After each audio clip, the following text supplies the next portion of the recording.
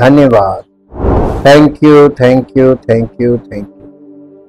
जीवित तो महान सामर्थ्य परमेश्वर, हम आपका हृदय से धन्यवाद करते हैं आपके महान प्रेम के लिए और उस अनुग्रह के लिए प्रभु, जो आपने समस्त मानव जाति के लिए अपने पुत्र के बलिदान के द्वारा प्रकट करके सुसमाचार भेजकर अपने प्रेम का निमंत्रण दिया कि आप मनुष्य से कितना प्यार करते हैं।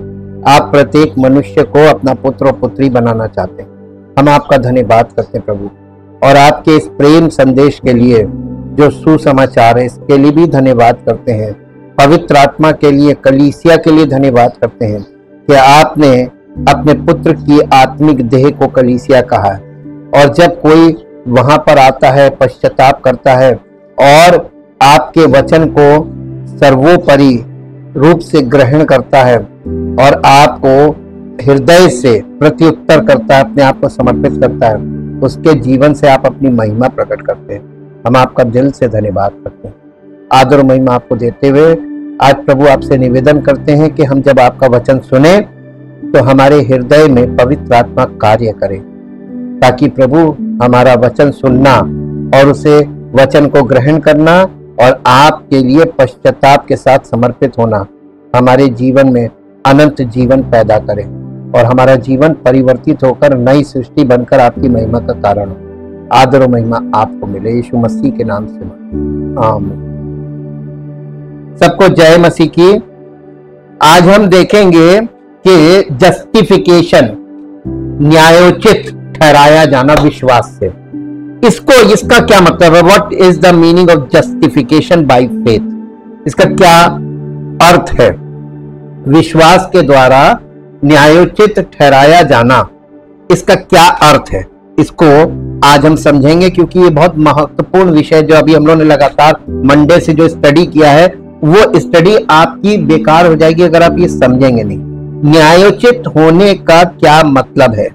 न्यायोचित होने का मतलब बस इतना है कि न्यायपूर्ण, सही या धार्मिक बना दिया जाना।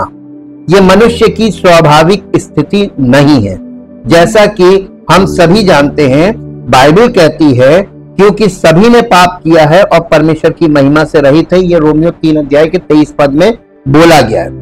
यहां तक कि नास्तिक भी इस बात पर बाइबल से सहमत होंगे कि कोई भी व्यक्ति परिपूर्ण नहीं है।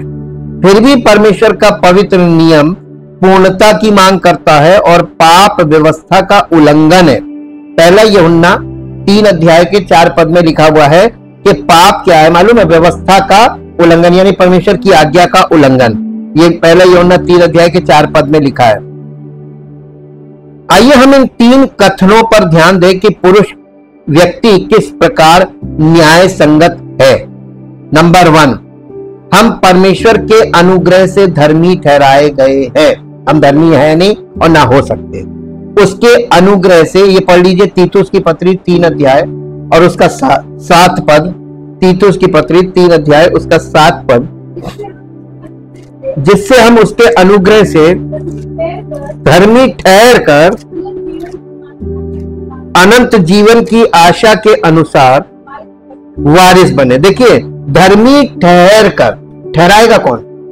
जब तक परमेश्वर हमको धर्मी ना ठहराए, हम दुनिया की नजर में अपने आप को धर्मी घोषित कर रहे हैं। तो मनुष्य की खुद की प्रयास रहित, यानी शारीरिक रूप से धर्म के कामों के आधार पर जो अपने आप को धर्मी ठहराने की जो सेल्फ प्रोक्लेमेशन है, यानी खुद की घोषणा, ये मान्य नहीं। और जो लोग इस तरीके से करते हैं वो परमेश्वर के सामने दोषी ठहरते हैं, क्योंकि उसके पुत्र का बलिदान वो उसको उसके ऑपोजिट का है। और परमेश्वर कहते हैं जो इसके बिना अपने आप को धर्मी कहता है, वो मैं उसको प्रकट करूंगा कि ये झूठ है। और इसीलिए ये पहला पॉइंट है कि हम अनुग्रह से ही धर्मी ठहर सकते हैं। पॉइंट नंबर 2, हम यीशु के लहू के द्वारा धर्मी ठहराए गए हैं। तो जब हम अब उसके लहू के कारण धर्मी ठहरे तो उसके द्वारा क्रोध से क्यों ना बचेंगे। रोमियो 5 अध्याय उसका 9 पद पढ़ दीजिए। रोमियो 5 अध्याय का 9 पद यह इस प्रकार से लिखा हुआ है। रोमियो 5 का 9, जबकि हम अब उसके लहू के कारण धर्मी ठहरे तो उसके द्वारा परमेश्वर के क्रोध से क्यों ना बचेंगे। नंबर 3, हम विश्वास के द्वारा धर्मी ठहरते हैं।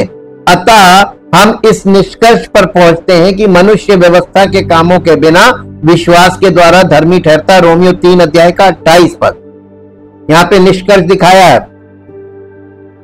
3 अध्याय का 28 पद रोमियो। इसलिए हम इस परिणाम पर या इस निष्कर्ष पर पहुंचते हैं,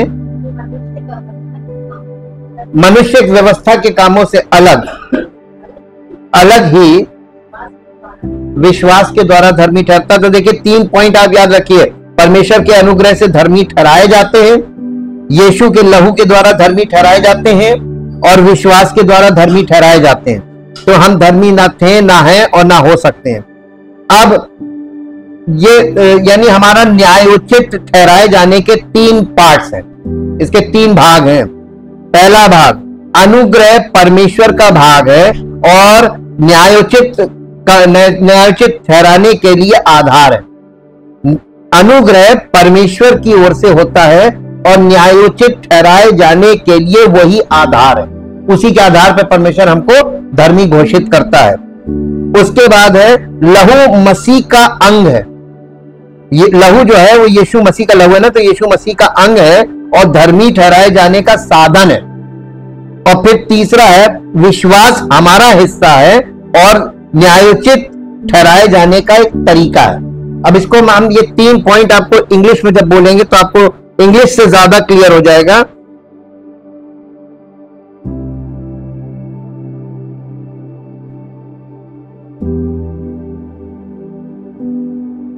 That's a clear, plain and easy to understand.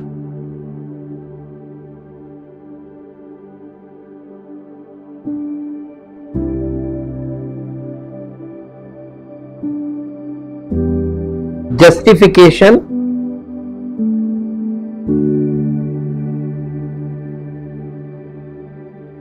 grace is God's part and the ground of justification. Blood is Christ's part and the means of justification. Faith is our part and the how to justification. यानी हमको कैसे न्यायोचित ठहराया जा रहा है, किस आधार पे। ये 3 भाग याद रखिए। इसके बिना हम धर्मी नहीं है, विश्वासी नहीं है, कुछ नहीं। हम सिर्फ झूठ बोलते हैं। तो परमेश्वर के वचनों को समझने के भी ग्राउंड्स है और उनको आप बिना पवित्र आत्मा की सहायता के नहीं समझ सकते। और अगर आप उनका अपने हिसाब से मीनिंग, आप बाइबल सब लोग पढ़ रहे हैं, आपको अक्षर पढ़ना आ गया, तो इसका मतलब ये नहीं कि आप बाइबल का अर्थ समझ जाए। बिना पवित्र आत्मा के बाइबल को कोई नहीं समझता। और इसलिए जितने पढ़े लिखे लोग हैं वो बाइबल को पढ़कर अपना अपना प्रचार कर, जितने पास्टर है उतने मीनिंग है। ये आप लिख लीजिए। आप जितनी कलीसियाओं में जाएंगे सब जगह पास्टर्स अपना अपना प्रचार कर रहे हैं, अपना अपना अर्थ लोगों को बता रहे हैं। और इसीलिए लोगों को उद्धार नहीं मिल रहा, क्योंकि सुसमाचार का प्रचार नहीं हो रहा, सब अपना अपना अर्थ लेकर खड़े हो गए। अब ये जस्टिफिकेशन किसी भी व्यक्ति के लिए कामों से या आज्ञाओं का पालन करने से या अच्छे काम करने से धर्मी ठहराया जाना बिल्कुल असंभव है। हमारे देश में बहुत मुश्किल है। इस बात को लोग ना तो अंडरस्टैंड करना चाहते हैं, वो अपने कर्मों को लेकर खड़े। यहाँ पर कर्मों की उनके माइंड में ये फिट हो गया कि जैसे कर्म वैसे ही फल मिलेगा। लेकिन अगर आपको ये कहे कि जैसा आपका स्वभाव होगा वैसे ही आपके कर्म होंगे, कभी आपने गौर किया? आप क्रिमिनल माइंड के हैं, क्रिमिनल स्वभाव के, तो आप क्राइम कर रहे हो, तो ये क्या है? ये भी तो कर्म है। और आपके जो धर्म के काम है, आपका जो स्वभाव है उस टाइप का, इसलिए आप कर रहे हो, तो आप सोच रहे हैं कि इससे हम परमेश्वर के सामने धर्म ना। ये सब चीजें उसने इसको सबको फेल करके बैठा परमेश्वर। इसीलिए बहुत मैक्सिमम मात्रा में लोग इन परमेश्वर के वचन को एक्सेप्ट नहीं करेंगे। ये परमेश्वर को भी मालूम है, क्योंकि स्वभाव वो एडमिक नेचर है कि परमेश्वर, हम तो परमेश्वर से ज्यादा हम तो मनुष्य हैं। मनुष्य अपने आप को प्रभु से कम नहीं समझता है। और आप अदन की वाटिका में जाइए तो वहां पर शैतान ने क्या बोला था कि तुम ईश्वर तुल्य हो जाओगे। इंग्लिश में अगर आप देखें जाके, अगर आप उसको हिब्रू में देखेंगे तो ईश्वर तुल्य का मतलब होता है small God, small GOD, God, देवता। तो हम देवता बन गए, हम प्रभु बन गए। तो इंसान खुद अपना प्रभु है कि मैं अपना मुस्तकबिल खुद बनाऊंगा, मैं अपना भविष्य खुद बनाऊंगा, मैं जो करूंगा वही मेरा भविष्य होगा, मैं अपने बच्चों का भविष्य बनाऊंगा, मैं ये करूंगा, मैं। और यही एडमिक नेचर है, यही ईगो है। ये बहुत जल्दी मरता नहीं है। इसे प्रतिदिन मारने की जरूरत है, बिना पवित्र आत्मा की सामर्थ्य और बिना परमेश्वर के वचन के ये कभी नहीं मरेगा। ईगो है ये, और ये बहुत भयानक तरीके से रिएक्ट करता है। प्रेरित पौलुस द्वारा दिए गए इस स्पष्ट कथन को हमें जरूर सुनना भी चाहिए और पढ़ना भी चाहिए। ये आपको मिलेगा गलातियों की पत्री 2 अध्याय और उसका 16 पद। गलातियों की पत्री 2 अध्याय 16 पद। यहां इस प्रकार से लिखा है, तो भी ये जानकर कि मनुष्य व्यवस्था के कामों से नहीं पर केवल यीशु मसीह पर विश्वास करने के द्वारा धर्मी ठहरता है, हमने आप भी मसीह यीशु पर विश्वास किया कि हम व्यवस्था के कामों से नहीं पर मसीह पर विश्वास करने से धर्मी ठहरे, इसलिए कि व्यवस्था के कामों से कोई प्राणी धर्मी ना ठहरेगा। आप धर्म के काम, व्यवस्था के काम का मतलब धर्म के काम। हम आपको और सिंपल कर दें, व्यवस्था के कामों का मतलब है धर्म के काम, धार्मिक क्रियाएं। अब धार्मिक क्रियाओं में प्रार्थना भी आती है, दान भी आता है। लोग दान देते हैं, सोचते हैं हम बहुत धर्मी हैं। ये सब काउंट है ही नहीं। हाँ, ये मैले चिथड़े के समान है। इसी के आधार पर लोग कहते हैं कि मैं तो परमेश्वर का, मैं तो कलीसिया जाता हूं, मैं तो विश्वासी हूं। हाँ, ये सब गलत, रॉन्ग ग्राउंड्स हैं। इनके आधार पे आप धर्मी नहीं ठहर सकते। ये स्पष्ट, सीधा और समझने में आसान है। व्यवस्था के कामों से कोई भी प्राणी धर्मी नहीं ठहराया जाएगा। धर्मी ठहराना परमेश्वर का काम है, मनुष्य का नहीं है। खुद को धर्मी ठहरा, इसी को बोलते हैं सेल्फ प्रमोशन, सेल्फ डिक्लेरेशन, स्वयंभू। आजकल के लोग स्वयंभू धर्मी हैं, और ये सेल्फ राइचियसनेस का ही एक परिपक्व रूप है। ये सेल्फ राइचियसनेस का एक परिपक्व रूप है। धर्मी ठहराना परमेश्वर का काम है, मनुष्य का नहीं। और इसलिए हम जो कुछ भी कर सकते हैं वो हमें धर्मी नहीं ठहराएगा। हम पापी हैं। आपके सब कुछ करने के बाद भी आप पापी। अब आप जब परमेश्वर का सामना होता है, ये वचन का सामना होना मतलब परमेश्वर का, आदि में वचन था, वचन परमेश्वर का था, वचन परमेश्वर था। जब आप वचन का सामना करते तो आप समझ लीजिए परमेश्वर का सामना करते। और आपको परमेश्वर का वचन सुन के अगर आप अपने आप को धर्मी मानते हैं, आपको बहुत गुस्सा आएगा बोलने वाले पे कि वहां जाते थे वो तो हमको धर्मी मानते बोलते थे। ये तो इसीलिए तो लोग भाग जाते। सत्य यही है, वचन हमसे बात कर रहा है, ये वचन परमेश्वर है। ये वचन परमेश्वर था पहले, तो परमेश्वर वचन था, वचन देधारी हुआ, वो परमेश्वर का पुत्र बना। वचन के बिना परमेश्वर कुछ नहीं, आपसे बात ही नहीं करेगा। परमेश्वर आपसे कभी किसी व्यक्ति के मुख से बात नहीं करेगा, परमेश्वर अपने वचन के द्वारा बात करेगा। परमेश्वर ने अपने नाम से ज्यादा अपने वचन को इज्जत दी है, और वचन देधारी हुआ, इसका मतलब परमेश्वर ने अपने पुत्र को इज्जत दी। पुराने नियम में वचन था, नए नियम में वचन देधारी हुआ। तो आप इसको आगे पीछे करके खुद भी समझ सकते हैं। अगर हम इस क्षण से परमेश्वर के नियम के साथ पूरी तरह से सामंजस्य में रहना शुरू कर दें, तो भी हम अपने अतीत के पापों को मिटा नहीं पाएंगे। एक एग्जांपल, मान लीजिए आपने आज वचन सुना और आप कहेंगे कि अब मैं आज से परमेश्वर के वचन के अनुसार ही चलूंगा, तब भी आप धर्मी नहीं ठहरा जाएंगे। पूछे क्यों? आपका पिछला जो पाप का बैलेंस है वो कहां गया? उसका सेटलमेंट हुआ है? तो बिना हिसाब किताब, यानी आप हिसाब बराबर किए बिना आगे जाना मांग, वो जो अतीत के पाप है वो कहां गए थे? उनके बिना आप आगे जा ही नहीं सकते।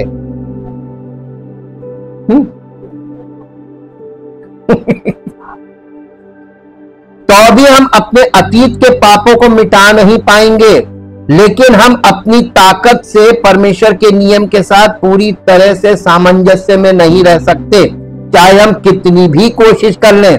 इसलिए व्यवस्था के कामों से कोई प्राणी धर्मी नहीं ठहरेगा। ये आधार बताया जा रहा, क्यों नहीं? हमारा स्वभाव, हम पापी स्वभाव है। अभी हम बोल रहे हैं कि हम झूठ नहीं बोलेंगे और हम चट से झूठ बोल देंगे बाहर। और लोग करते हैं, कलीसिया में लोग आते हैं और बाहर जाके क्या क्या करते हैं, और फिर ऐसे भोले बन के आते हैं, ऐसे बहुत धर्मी।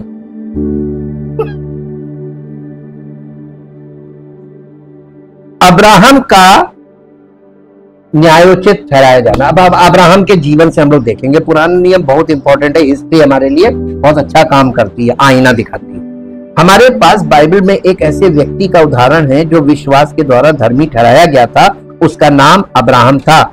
हम उसके बारे में उत्पत्ति 15 अध्याय के 5 और 6 पद में क्या है, पढ़ दीजिए। 5वें और 6ठे पद में हम देखते हैं पढ़ के कि क्या लिखा है। परमेश्वर ने अब्राहम को बाहर ले जाकर कहा, आकाश की ओर दृष्टि करके तारागण को गिन, क्या तू उनको गिन सकता है? फिर परमेश्वर ने अब्राहम से कहा, तेरा वंश ऐसा ही होगा। और उसने यहोवा पर विश्वास किया और यहोवा ने इस बात को उसके लेखे में धार्मिकता गिना। तो परमेश्वर ने उसके लेखे में क्या चीज धार्मिकता गिनी? उसने विश्वास किया। क्या विश्वास किया? अब्राहम ने क्या विश्वास किया? अब्राहम ने कहा तू तारागण को गिन सकता है? तो अब्राहम ने कोई जवाब दिया नहीं।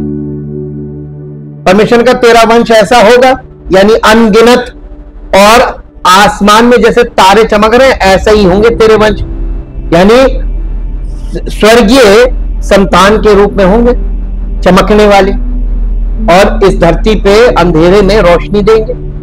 ये सारी मीनिंग आती है उसमें। अब्राहम ने इस बात पर विश्वास किया कि परमेश्वर जो कह रहा है वो करने में सक्षम है, ठीक। और उसने इस बात पर जब विश्वास किया तो ये बात परमेश्वर ने उसके लेखे में या उसके अकाउंट पे धर्मी घोषित किया कि ये धर्मी व्यक्ति है। यहां पे ध्यान दे कि ये 3 शब्द, विश्वास, गिनती और धार्मिकता, तारे गिनना, विश्वास करना, तारे गिनना और धार्मिकता, ये 3 पॉइंट याद कीजिए।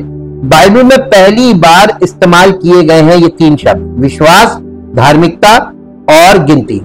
और इनमें जस्टिफिकेशन के 3 या न्यायोचित ठहराए जाने के 3 रहस्य शामिल है। इसमें 3 रहस्य आपको यहां पे मिलेंगे।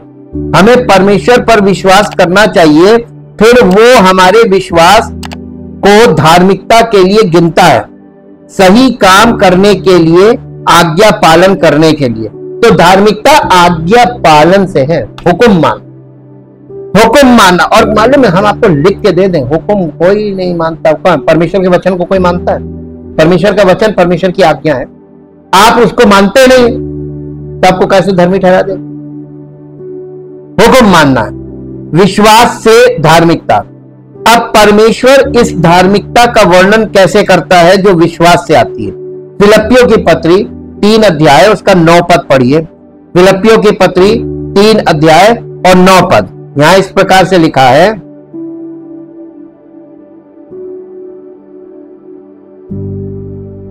फिलिप्पियों 3:9, और उसमें पाया जाऊं ना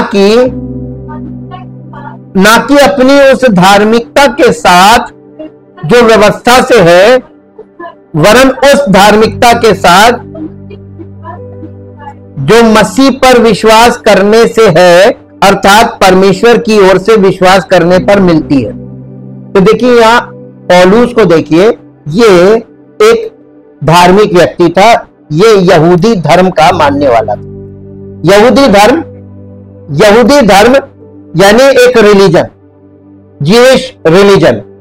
और ये जब प्रभु में आया तो ये कट्टर था, कट्टर।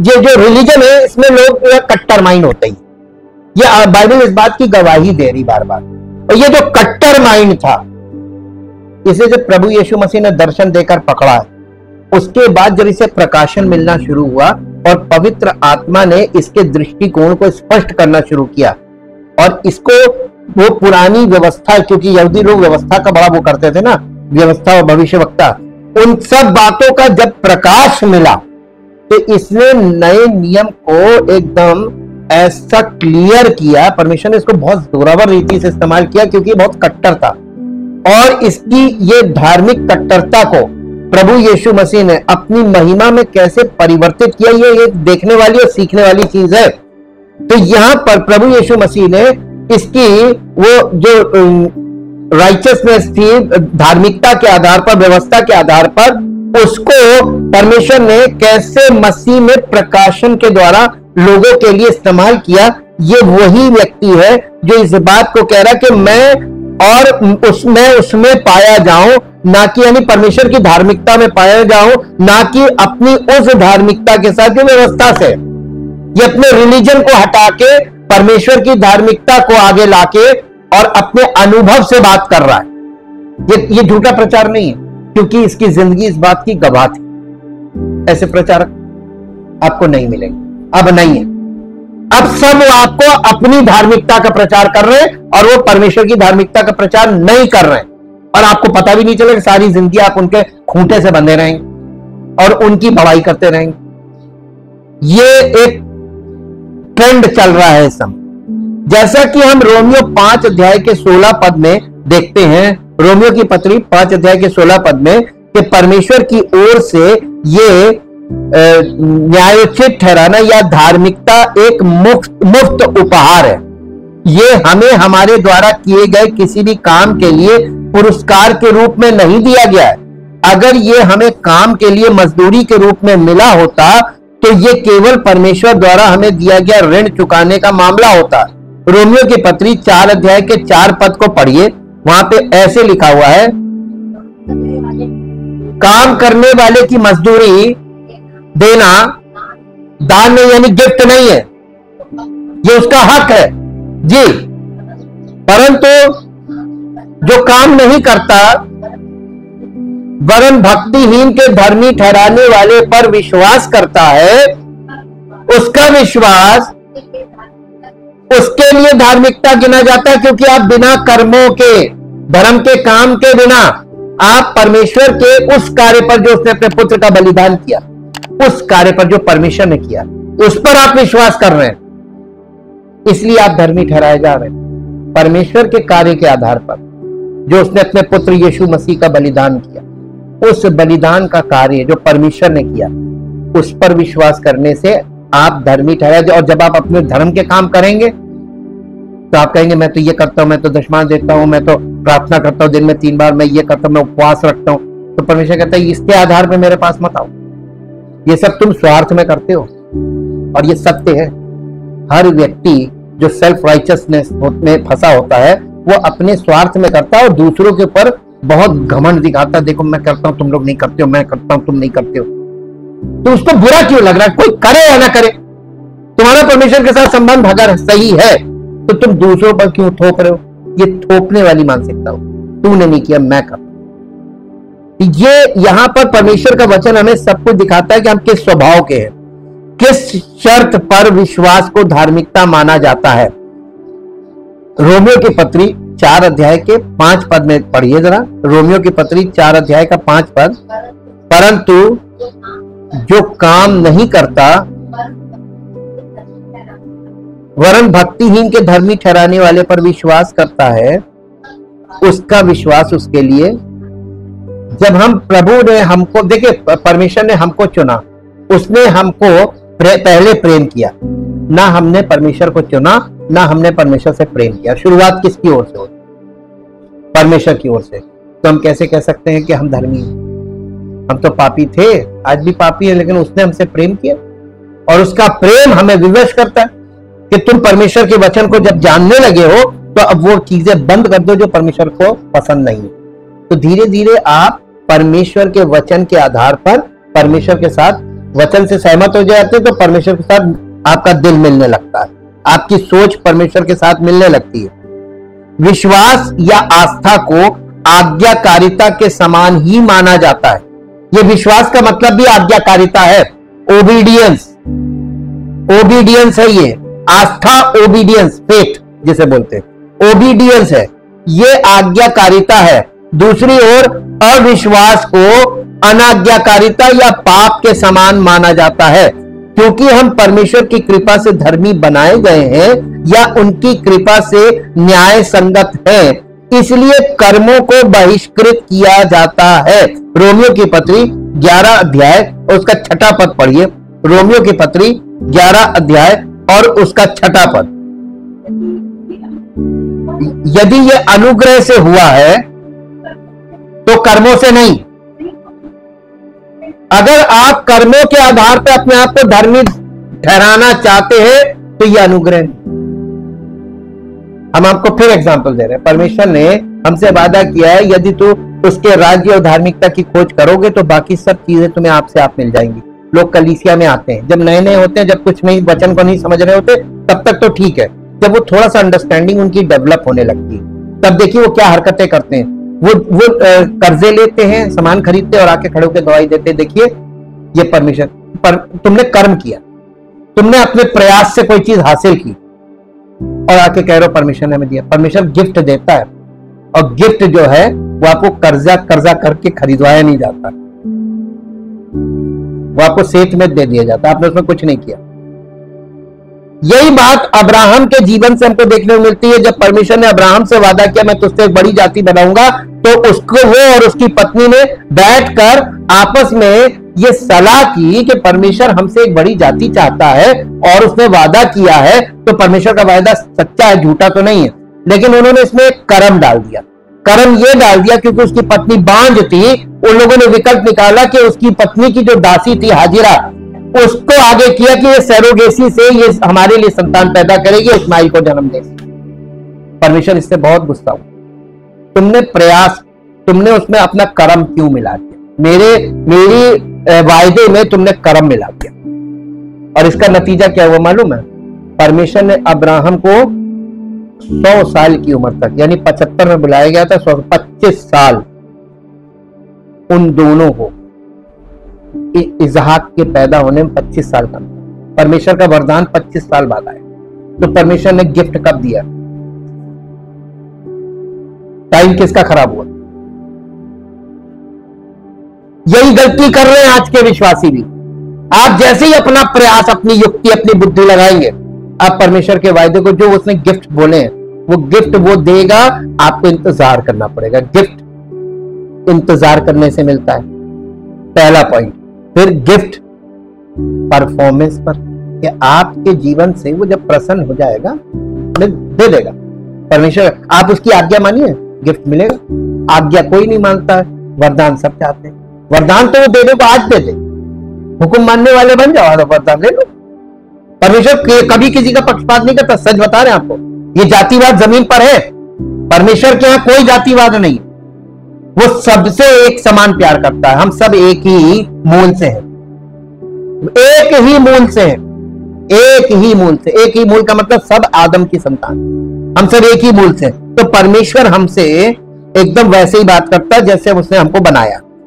कर्मों को न्यायोचित के साधन के या आधार के रूप में बहिष्कृत किया जाता है परमेश्वर के वचन में।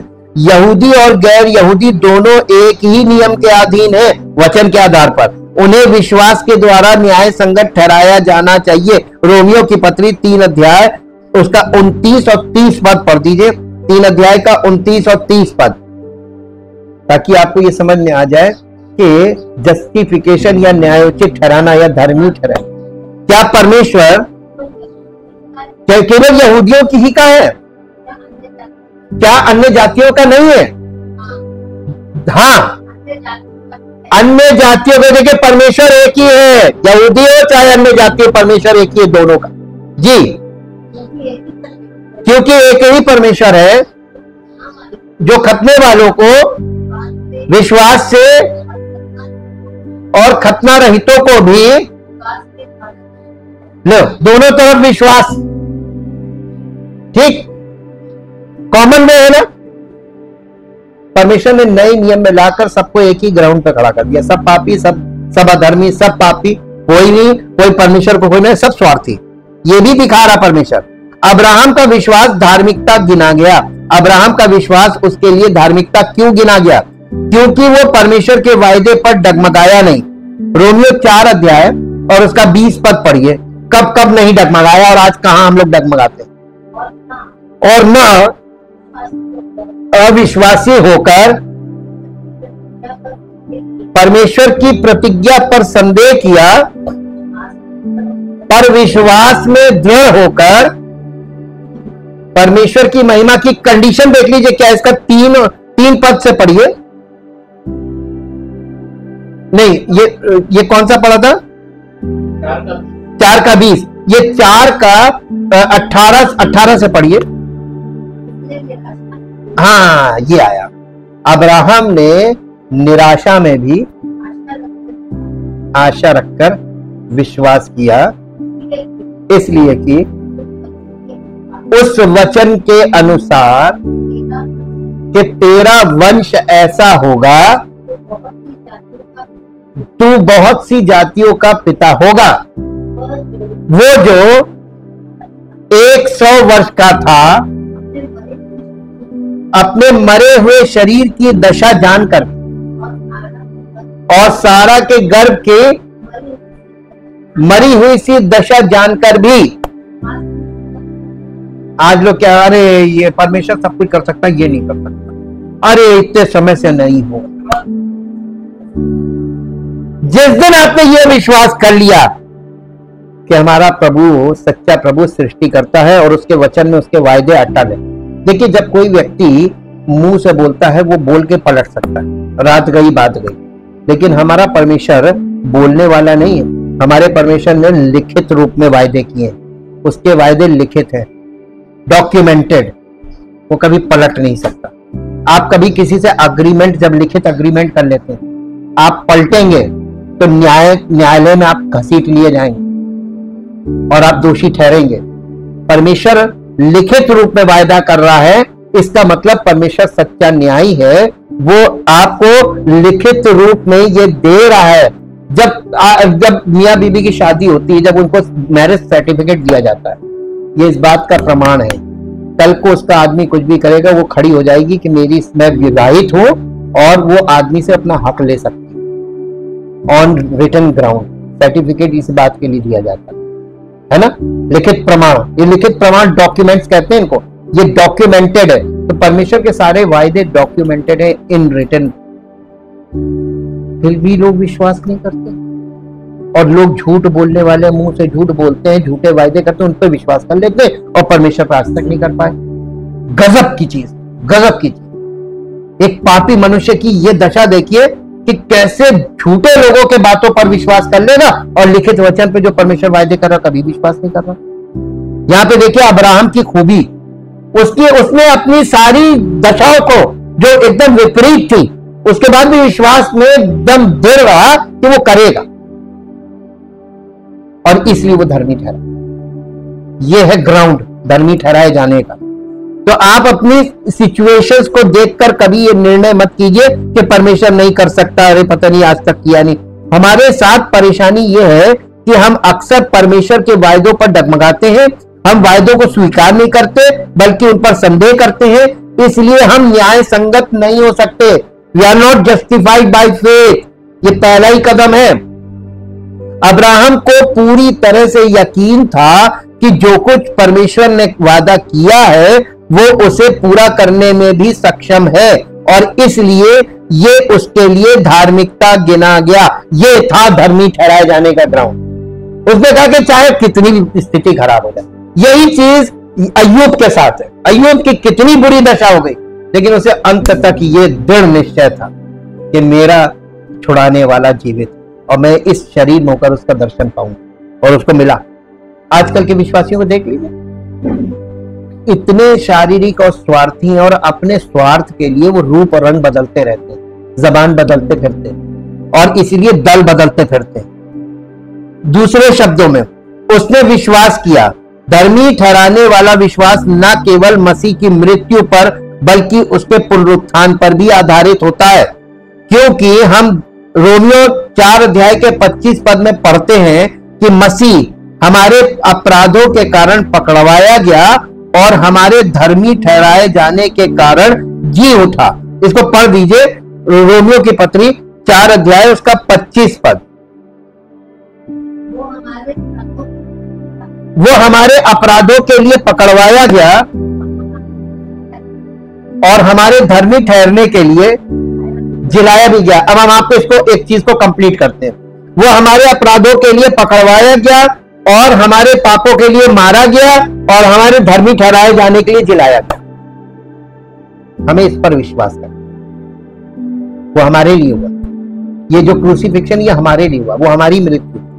तो हम कभी ये नहीं देख पाते सुसमाचार में कि ये जो यीशु मसीह की मृत्यु ये उसकी नहीं, ये हमारी मृत्यु है, ये हमारी स्वाभाविक मृत्यु है, ताकि उसका जीवन, आत्मिक जीवन हमारे अंदर शुरू हो जाए। मसीह का जीवन आत्मिक सिरे से शुरू होगा, शारीरिक से नहीं शुरू होगा। अब्राहम को असंख्य वंश का वादा पूरा करने के लिए मसीह वादा किए गए वंश यानी गलातियों की पत्री 3 अध्याय के 16 पद में का पुनरुत्थान आवश्यक था। इसको पढ़ दीजिए, गलातियों की पत्री 3 अध्याय 16 पद।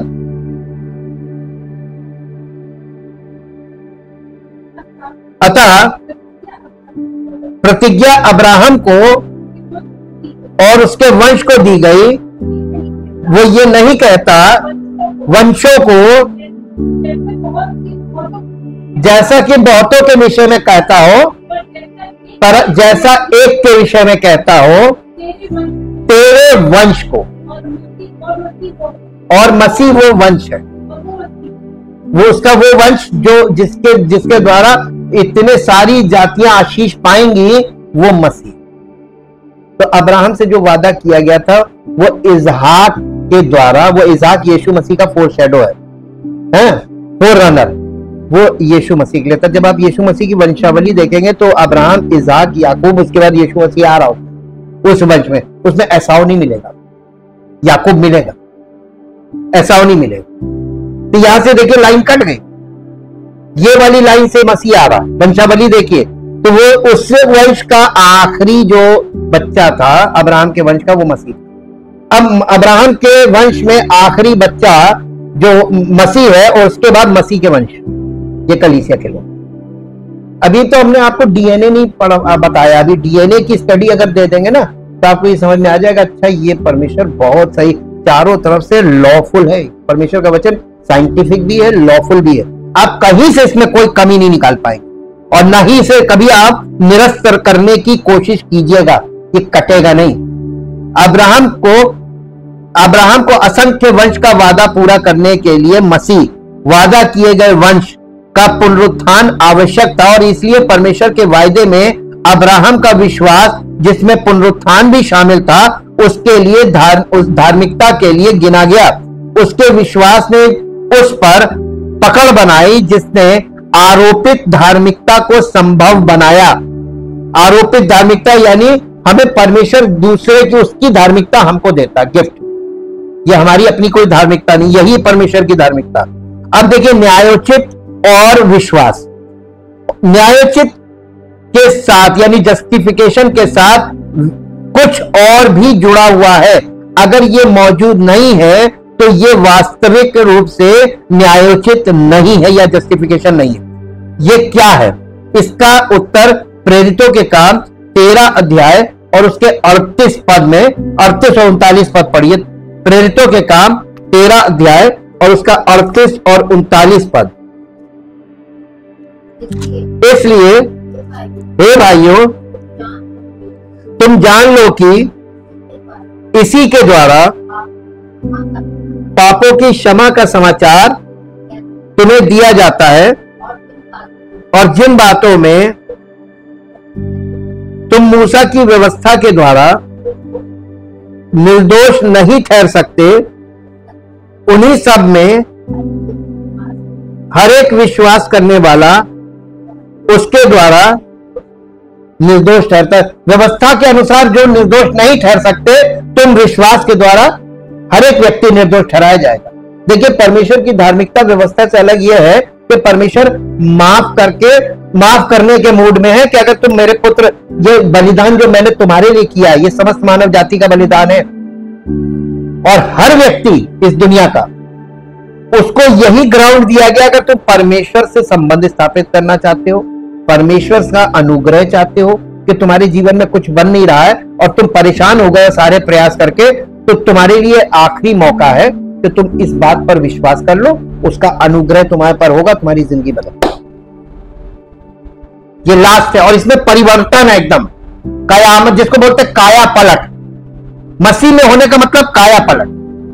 अब आप सांसारिक नहीं रहेंगे, आप शारीरिक नहीं रहेंगे, आप एक नई सृष्टि बन जाएंगे। और जब आपकी किसी भी समुदाय में एक व्यक्ति के जीवन में ऐसा हो जाए, समुदाय में हलचल मच जाएगी, ये क्या हुआ? ये बहुत तेजी से बढ़ने वाला काम है। ये मल्टीप्लिकेशन एक व्यक्ति में होगा। और आपको मालूम है, खरबूजे को देखकर खरबूजा, तो आपके कारण पता नहीं कितने आपके द्वारा परमेश्वर की तरफ भागे चले आएंगे, कितने लोगों का समर्पण हो जाएगा। ये परिवर्तन है और ये एकदम भीतरी मनुष्यत्व से है। इसलिए हे भाइयों, तुम जान लो कि इसी मनुष्य यानी यीशु मसीह के द्वारा पापों की क्षमा का प्रचार किया जाता है और उसके द्वारा एक विश्वास करने वाला उन सब बातों से धर्मी ठहरता है जिनसे तुम मूसा की व्यवस्था के द्वारा धर्मी नहीं ठहर सकते। वह कर्मों पर आधारित है, वो लोग कर्म में बदल दिया। एक्चुअली परमेश्वर ने उनको आज्ञा मानने के लिए दिया था, उन्होंने आज्ञा नहीं मानी, बल्कि परमेश्वर की उस व्यवस्था को जो सिखाने के लिए थी, शिक्षक थी, उसको उन्होंने कर्मों में परिवर्तित कर। ये फॉल्ट है, ये फॉल्ट है और ये फॉल्ट आज तक लोग फॉलो करने में लगे हुए हैं। हाँ, मसीह हमारे पापों के लिए मरा, उसकी सिद्ध धार्मिकता हमारी अधार्मिकता, अवज्ञा यानी अनाज्ञाकारिता और पाप के स्थान पर स्वीकार की जाती है। क्योंकि जैसे एक मनुष्य अर्थात आदम के आज्ञा न मानने से बहुत लोग पापी ठहरे, वैसे ही एक मनुष्य यानी यीशु के आज्ञा मानने से बहुत लोग धर्मी ठहरेंगे। रोमियो की पत्री 5 अध्याय का 19 पद पढ़ा है। ये यशाया 53 चैप्टर उसका 11 वर्ष पढ़िए, 53 अध्याय की 11 पद। ये वहां की महान भविष्यवाणी को पूरा करता है, जिसने वो अपने प्राणों का दुख उठाकर उसे देखेगा और तृप्त होगा। अपने ज्ञान के द्वारा मेरा धर्मी दास बहुतेरों को धर्मी ठहराएगा और उनके अधर्म के कामों का बोझ। ये कौन है? ये पास्टर नहीं है कोई, ये प्रभु यीशु मसीह है। वो हमारे अधर्म का बोझ उठाएगा और हमको धर्मी ठहराएगा। देखिए, आरोपित धार्मिकता आ रही कि नहीं आ रही? हम कहां से धर्मी? हम पापी थे, पापी है, पापी रहेंगे। हमने मसीह को पहन लिया। अब परमेश्वर हमको देखता है तो हम दोनों में दिखाई देते हैं। हम तो उसके जैसे बबूल की लकड़ी पे सोना मढ़ते, तो सोना दिखाई देगा। अंदर बबूल की लकड़ी किसी को नहीं है, ढोल में पोल। तो देखिए, मसीह में होने का मतलब एक पापी पर प्रभु का अनुग्रह, उसकी धार्मिकता उसको छा ले, ताकि परमेश्वर उसको अपने पुत्र के रूप में देखे, अपनी पुत्री के रूप में देखे। ये स्त्री पुरुष दोनों के लिए परमेश्वर स्त्री पुरुष का लिंग भेद नहीं है। परमेश्वर सबको एक समान देखता है। लेकिन आजकल बेटियों को भी बेटा ही बोला जाता है। तो परमेश्वर के लिए सब महिला पुरुष सब बेटे हैं, सब बेटे। किस बात में कम है? सब इक्वल है। ज्यादा मेहनत करती महिला ज्यादा काम कर रही, महिला ज्यादा अच्छा वो परफॉर्मेंस दे सकती। परमेश्वर सबसे बहुत प्यार करता है, लिंग भेद नहीं है। हमारे पापों को क्रूस पर अपने प्रायश्चित बलिदान में सहने के द्वारा ही हमारा उद्धार करता हम पापियों को धर्मी ठहराने में सक्षम है। जो पाप में खोए हुए हैं, हम उसमें पाए जाते हैं। अब देखिए, न्यायोचित और क्षमा यानी जस्टिफिकेशन एंड फॉरगिवनेस, इसमें देखिए अंतर। हमें एक स्टोरी यहां पे बताई जाती है कि एक लड़की जो अपने घर से भटक गई थी, उसके पिता ने गुस्से और शर्म के कारण परिवार की बाइबल में उसका नाम दर्ज नहीं करवाया। आखिरकार वो वापस लौटी, अपनी जिंदगी से थक चुकी थी और पश्चाताप कर रही थी। बूढ़े पिता ने नरमी दिखाई और उसे माफ करना चाहा, लेकिन वो खुद को माफ नहीं कर पा रहा था। इसलिए खुद को संभालते हुए उसने उसे दिखाया कि उसने जल्दबाजी में क्या किया था। जब उसने देखा कि उसका नाम बाइबल में पारिवारिक रिकॉर्ड से मिटा दिया गया है तो वो भयभीत हो गई। फिर पिता के चेहरे पर पश्चाताप देखकर उसने एक कलम ली और लिखा, उसका नाम लेके लिखा कि अप्रैल 1873, बहुत पुरानी स्टोरी है ये, एक्चुअली वास्तविक चीज है, 1873 से चूक गई थी, यानी भटक गई। वो लड़की घर छोड़ के चली गई थी ना, चूक गई थी और सितंबर 1873 में मिली। अप्रैल में चूकी यानी खोई और सितंबर में मिली। उसके पिता रोते हुए उसकी गर्दन पर गिर पड़े और उसे चूम लिया।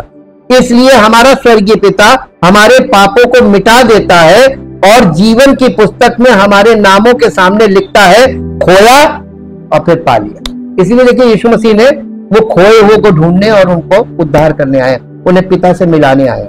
और देखिए उड़ाऊ पुत्र की कहानी में भी यही दिखाया गया, मेरा ये बेटा जो खो गया था अब मिल गया। वहां पे वो पिता जो है वो स्वर्गीय पिता है और वो जो बच्चा है वो खोए हुए हम हैं। हम संसार में और संसारिकता में खो गए। ये वही चीज है, हमारा पिता हमारे पापों को मिटा देता है, जीवन की पुस्तक में हमारे नामों को के सामने लिखता है, खोया और पाया गया। यही जस्टिफिकेशन है, यही जस्टिफिकेशन है, यही आधार है। ये वास्तव में क्षमा है, ये हमें फिर से परिवार में वापस ग्रहण किया जाता है। तो जब आप कलीसिया में आते हैं, अगर पश्चाताप नहीं किया, और पश्चाताप एक दिन का नहीं है, ये पश्चाताप से भरा जीवन ही है जो आपको परमेश्वर की ओर से धर्मी घोषित कराता है। वो आपको अपना बेटा मान लेता है और आप इस बात के लिए सारी जिंदगी पश्चाताप करते हैं कि मैं पहले कितना खराब था, लेकिन परमेश्वर ने हमसे प्रेम किया, मेरी जगह अपने बेटे को बलिदान किया, और मेरी क्या हैसियत है, हमारे स्वर्गीय पिता ने हमारे लिए ये सब किया, मैं इस लायक नहीं। ये बात आपको बार बार बार बार अंदर चलनी चाहिए कि परमेश्वर ने कितना प्रेम किया।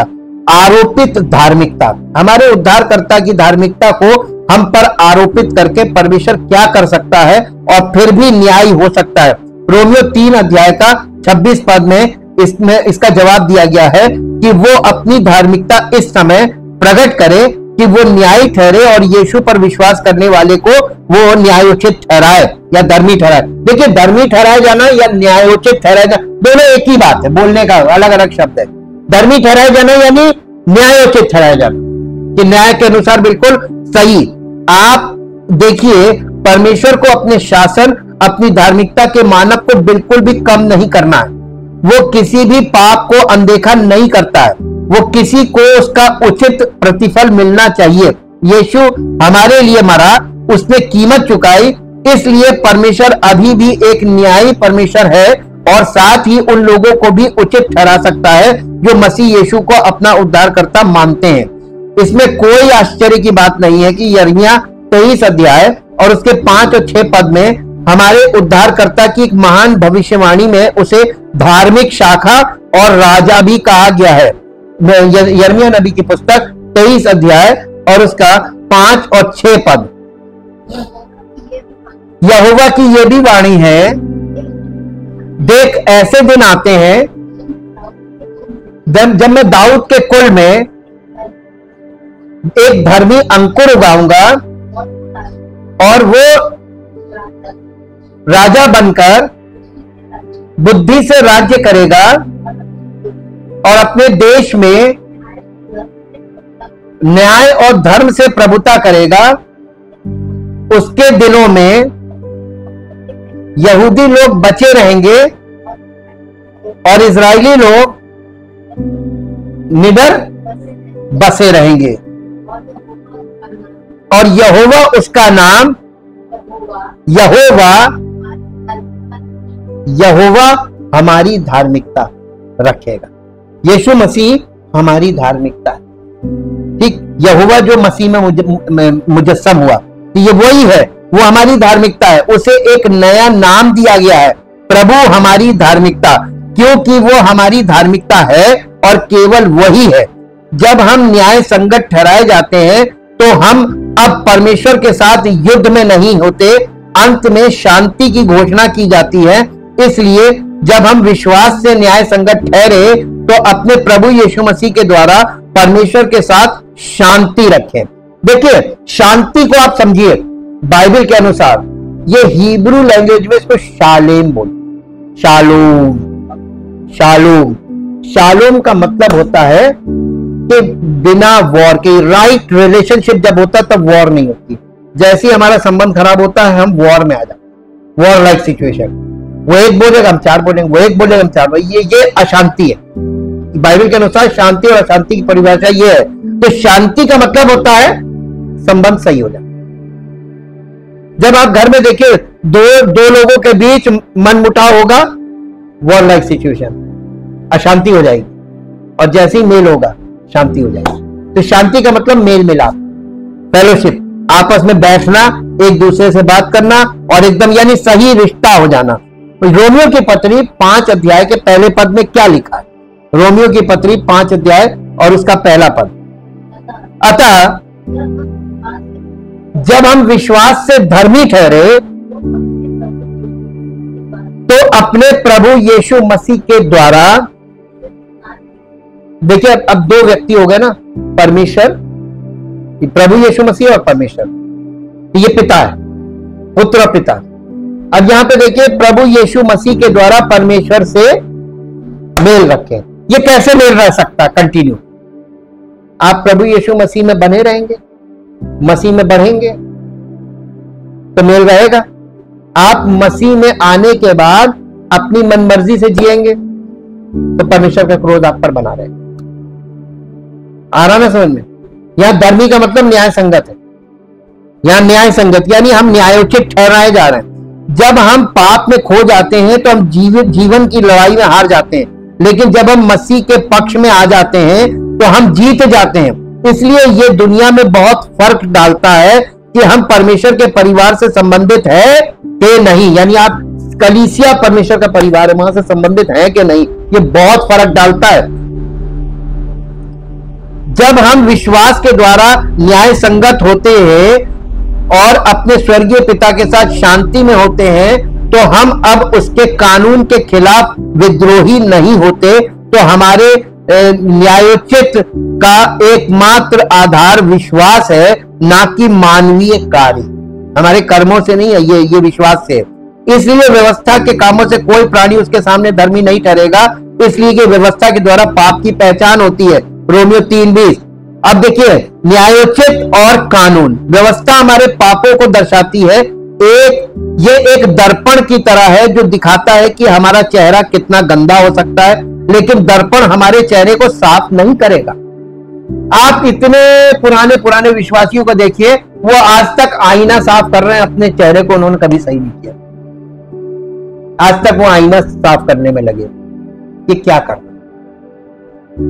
और जब सुसमाचार उनके जीवन में पावर के साथ काम करता है तब वो चेत जाते कि हैं मैं तो आईना साफ कर रहा था, मुझे अपने आप को सही करना। Correct your self. हमें अपने आप को सेल्फ एग्जामिनेशन, सेल्फ करेक्शन, ये बहुत जरूरी है। आईना का काम है केवल आपको दिखाना, लेकिन दर्पण हमारे चेहरे को साफ नहीं करेगा। ये पूरी तरह से धोने से किया जाना चाहिए। ऐसा ही हमारे दिलों के साथ भी है। केवल यीशु मसीह के लहू में विश्वास के माध्यम से उन्हें पूरी तरह से धोने से ही हमारे दिल साफ हो सकते हैं। फिर वही दर्पण जिसने हमें हमारी अशुद्ध स्थिति दिखाई थी, मसीह की धार्मिकता की गवाही देगा जो विश्वास के माध्यम से हमारे दिलों में रहती है। यहाँ पे पौलुस क्या कहता है? गलातियों की पत्री 2 अध्याय उसका 21 पद पढ़िए। यहाँ पौलुस क्या कह रहा है? मैं परमेश्वर के अनुग्रह को व्यर्थ नहीं ठहराता, क्योंकि यदि व्यवस्था के द्वारा धार्मिकता होती तो मसीह का मरना व्यर्थ है। यही तो मैं बार बार बोलता हूं, ये लॉजिकल बात है ना, कि अगर हम ऐसे ही धर्मी ठहर सकते थे तो वो बलिदान बेकार। अब परमेश्वर इतना महान परमेश्वर, सृष्टि करता, वो कोई काम बिना विचय करता नहीं है, क्योंकि उसको मालूम मनुष्यों के पास कोई विकल्प नहीं है। The only way through God, परमेश्वर का ही दिया हुआ विकल्प हमारे काम आएगा। अब आपकी मर्जी है, आप अपने विकल्प पे टिके रहना है कितने साल, वो तो वक्त बताएगा कि कौन कहां पहुंचा। और ये सच है, यदि हम बिना उनकी मदद के अपने उद्धार के लिए काम कर सकते तो मसीह को मरने की आवश्यकता क्यों थी? क्यों मर गया? क्यों उसको परमेश्वर ने बलिदान किया? कानून और कार्य, व्यवस्था के द्वारा धर्मी ठहराए जाने के प्रयास से क्या साबित होता है? तुम जो व्यवस्था के द्वारा धर्मी ठहरना चाहते हो, मसीह से अलग हो गए हो और अनुग्रह से गिर गए हो। ये गलातियों की पत्री 5 अध्याय के 4 पद में लिखा हुआ है। इजराइल परमेश्वर के अनुग्रह से क्यों चूक गया? प्रेरित पौलुस हमें रोमियो 9 अध्याय के 31 और 32 पद में बताते हैं कि ऐसा इसलिए हुआ क्योंकि उन्होंने विश्वास से नहीं बल्कि मानो व्यवस्था के कामों से उसका पालन किया। वे ठोकर के पत्थर से ठोकर खा गए और आज भी हजारों लोग वही ठोकर खा रहे हैं। सब अपने कर्मों पे लगे हुए और धर्म के काम करने में लगे हुए और एक भी नहीं उद्धार पाएगा, एक भी नहीं पाएगा। तो फिर कानून किस लिए है? यह परमेश्वर की व्यवस्था किस लिए है? तो फिर आप क्या कहते हैं? परमेश्वर ने हमें व्यवस्था क्यों दी है? ये किस लिए है? हम रोमियो 3 अध्याय के 20 पद में ये देखते हैं, क्योंकि व्यवस्था के द्वारा पाप का ज्ञान होता है। व्यवस्था के द्वारा पाप का ज्ञान होता है, ये एक जानकारी देता है। व्यवस्था एक दर्पण है, एक परख नली की तरह है, ये एक मापने वाली छड़ी की तरह है। यही व्यवस्था जो मनुष्य के पाप की गवाही देती है और उसे दोषी ठहराती है, लेकिन उसे ठीक नहीं कर सकती, उसे स्वस्थ नहीं कर सकती या उसे धर्मी नहीं बना सकती। वो व्यवस्था के कामों से अलग विश्वास से धार्मिकता की वास्तविकता की गवाही और साक्ष्य देती है। परंतु अब बिना व्यवस्था के परमेश्वर की धार्मिकता प्रकट हुई है, जिसकी गवाही व्यवस्था और भविष्यवक्ता देते हैं। रोमियो 3 अध्याय का 21 पद। क्या इस कानून को खत्म कर देना चाहिए? व्यवस्था को खत्म कर देना चाहिए? हालांकि मसीह पर हमारे एकमात्र स्रोत और धार्मिकता की आशा के रूप में विश्वास परमेश्वर के नियम को समाप्त नहीं करता है। वास्तव में ये इसे बनाए रखता है और इसे हमेशा के लिए निश्चित बनाता है। जब मसीह का क्रूस उस एकांत पहाड़ी पर उठा तो यह हमेशा के लिए निश्चित हो गया कि परमेश्वर के नियम का उल्लंघन मनुष्य द्वारा मृत्यु के बिना नहीं किया जा सकता, जो कि पाप की मजदूरी है। रोमियो 3 अध्याय का 23 पद। मसीह हमारे पापों के लिए मरा। उसने यह भी साबित किया कि कोई भी व्यक्ति अपने कर्मों से धर्मी नहीं ठहराया जा सकता। इसलिए परमेश्वर के इकलौते पुत्र यीशु को हमारे पापों के लिए मरना ही होगा, इसलिए वो मरा। एक ही विकल्प है।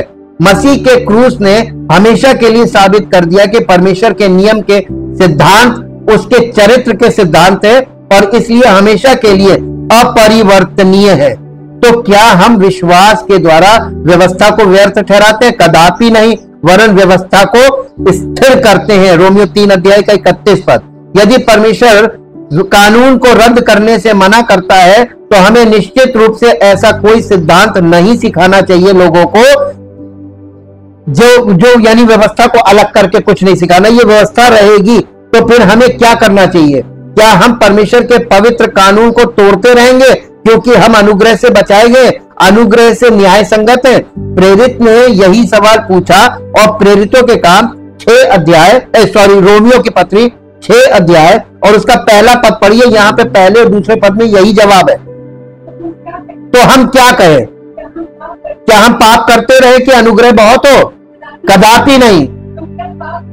हम जो पाप के लिए मर गए तो फिर आगे को उसमें कैसे जीवन बिताएंगे? क्या तुम नहीं जानते कि हम सब जिन्होंने मसीह यीशु का बपतिस्मा लिया, मसीह को पहन लिया, उसकी मृत्यु का बपतिस्मा लिया है, अर्थात उस मृत्यु का बपतिस्मा पाने से हम उसके साथ गाड़े गए, ताकि जैसे मसीह पिता की महिमा के द्वारा मरे हुए में से जिलाया गया, वैसे ही हम भी नए जीवन की चाल चले। हमारा जीवन नया होना चाहिए मसीह में, यह विश्वास का प्रमाण है। और अगर ये नहीं है तो हम विश्वास में नहीं है। अब पता चला, ढोल में पोल खुली कि आप किस उसमें थे। जब हम देखिए सच्चा विश्वास कैसे प्रकट होता है, जब हम इसे देखते हैं तो हम इसे कैसे जान सकते हैं? जो लोग विश्वास के बारे में ऐसी बात करते हैं कि ये परमेश्वर के नियम को नष्ट कर देता है, तो वे भयानक गलती कर रहे हैं, क्योंकि कर्मों के बिना विश्वास मरा हुआ है। याकूब की पत्री 2 अध्याय का 20 पद। सच्चे जीवित विश्वास का प्रमाण क्या है? वो विश्वास जो मसीह की धार्मिकता को ग्रहण करता है। अपना विश्वास मुझे अपने कर्मों के बिना तो दिखा, और मैं अपना विश्वास अपने कर्मों के द्वारा तुझे दिखाऊंगा। याकूब 2 अध्याय का 18 पद। और इसलिए परमेश्वर की धन्य पवित्र आत्मा के द्वारा जो लोग नए सिरे से जन्मे हैं, पुनर्जीवित हुए हैं, जो लोग प्रभु यीशु मसीह को अपना उद्धारकर्ता मानते हैं, वे व्यवस्था के कामों के बिना केवल परमेश्वर के अनुग्रह से इसकी गवाही देते हैं। तब उनके जीवन में धार्मिकता के काम उस नए जीवन के फल के रूप में प्रकट होते हैं। मसीह का वही जीवन जो हर विश्वासी को दिया जाता है। रोमियो 8 अध्याय के 4 पद में पौलुस कहता है, व्यवस्था की विधि हम में जो शरीर के अनुसार नहीं वरन आत्मा के अनुसार चलते हैं पूरी की जाए। क्या आपका अनुभव है? ये हो सकता है, ये कितना भी शानदार क्यों ना हो, हमें शांति और खुशी का वो अनुभव अभी यही इस दुनिया में मिल सकता है। मसीह ने हमारे जीवन में बहुत बड़ा परिवर्तन किया है। जो पाप से अज्ञात था उसी को उसने हमारे लिए पाप ठहराया कि हम उसमें होकर परमेश्वर की धार्मिकता बन जाए। अब मसीह हमारी धार्मिकता। मार्टिन लूथर ने इसे इस तरह कहा, मसीह और क्रूस पर चढ़े हुए मसीह को जानना सीखो, उनके लिए एक नया गीत गाना सीखो, खुद से निराश हो जाओ और कहो, यद्यपि हे प्रभु यीशु तुम मेरी धार्मिकता हो और मैं तुम्हारा पाप हूं, तुम मेरे लिए हो और मुझे तुमको दिया गया है। तुम जो नहीं थे वो तुम बन गए ताकि मैं जो नहीं हूं वो बन सकूं। ये प्रार्थना करनी चाहिए, प्रभु मैं तुम मेरी जगह ले ली, तुम पापी बन गए, जो मैं हूं तो मैं वो बन जाऊं जो तुम थे। ये परिवर्तन एक्सचेंज। क्या आप आज उद्धार स्वीकार करेंगे? मसीह में अनंत जीवन का ये परमेश्वर का एक उपहार है, अनंत जीवन का। यीशु मसीह आपको पुत्र दिया जा रहा है, आपको कुछ नहीं देगा। अगर आपने इसे ले लिया और पुत्र में आप परमेश्वर के पुत्र बनने लगे, मसीह के स्वरूप में परिवर्तित होने लगे, तो आप इस सृष्टि पर परमेश्वर अपने बेटे के लिए सारी सृष्टि उसने रखी, आपके लिए सब कुछ है। Everything is available. इसीलिए यीशु मसीह ने कहा था, पहले उसके राज्य और धार्मिकता की खोज करो, तो परमेश्वर की धार्मिकता और परमेश्वर का राज्य यीशु मसीह है, वो यीशु मसीह है। अगर आपको यीशु मिल गया, आपको मसीह मिल गया, तो आपको कोई चीज ऐसी नहीं है जो अवेलेबल वो ना कर। Thank you, thank you, thank you Lord. जीवित मान समर्थी परमेश्वर, दिल से आपका धन्यवाद करते हैं आपके पवित्र वचनों के लिए, आपके वायदों के लिए, और आपके वायदे सच्चे हैं और अटल है। आपने जो वायदा किया है प्रभु, अगर हम सिर्फ हुक्म मानने लगे तो हम वास्तव में आपके वायदों को अपने जीवन में पूरा होता हुआ देखते हैं, और हमारा जीवन नई सृष्टि बनने लगता है जब हम आपकी आज्ञा मानकर चलने लगते हैं, और हमारा जीवन बहुत से लोगों के लिए आशीष का कारण बनता है जब हम आपकी आज्ञा मानने लगते हैं। हे प्रभु, आपसे विनती करते हैं, वचन के सुनने वालों पर अनुग्रह हो और वो सब आपकी आज्ञा मानने वाले बन जाए, ताकि आपका नाम महिमा पाए। यीशु मसीह के नाम से आमीन। प्रेज़